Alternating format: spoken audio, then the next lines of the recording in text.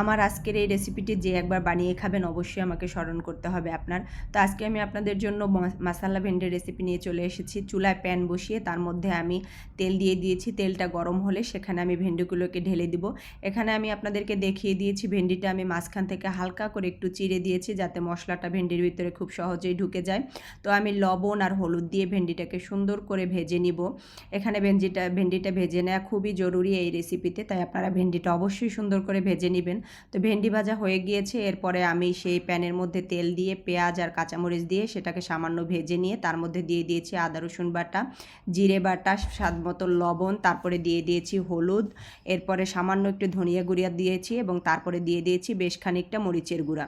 মরিচের গুঁড়া দিয়েছি কারণ এই রেসিপিতে আপনার ঝাল হলে আপনার তরকারিটা অনেক বেশি মজা লাগবে, যার কারণে আমি এখানে অনেকগুলো মরিচের গুঁড়া দিয়েছি। তারপরে মশলা কষানো হয়ে গেলে এর মধ্যে আমি ভেজে রাখা আমার ভেন্ডিগুলোকে দিয়ে দিয়েছি। দিয়ে তারপরে এটাকে নেড়েচেড়ে সুন্দর করে আমি কষিয়ে নিচ্ছি। এখানে আমি ঢাকনাটা দিয়ে দিচ্ছি। ঢাকনা দিয়ে কষালে এটা আরেকটু নরম হয়ে আসবে। তো এই যে আমি ঢাকনাটা তুলে নিচ্ছি। 5 মিনিট পরে ঢাকনা তুলে এটাকে আমি আবার একটু নেড়েচেড়ে দিচ্ছি। নেড়েচেড়ে দিয়ে তারপরে এখানে আমি এর ঝোলের জন্য ব্যবহার করব সামান্য পরিমাণে গরম পানি।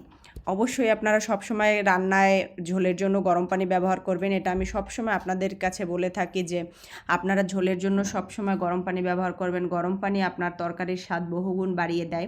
তো এই যে আমি গরম পানি দিয়ে তারপরে এটাকে আরেকটু নেড়ে চেড়ে সুন্দর করে মিশিয়ে দিচ্ছি। মেশানো হয়ে গেলে তারপরে আমি এটাকে আবার ঢাকনা দিয়ে ঢেকে রাখবো আরও 5 মিনিটের জন্য। 5 মিনিট পরে আমি ঢাকনাটা উঠিয়ে নিচ্ছি। দেখুন আমার মাসালা ভেন্ডি একদম রেডি হয়ে গিয়েছে। এখন আমি এটাকে নেড়ে চেড়ে সুন্দর করে একটি বাটির মধ্যে তুলে নিব। তারপরে এই যে আমি এটা ঢেলে নিচ্ছি।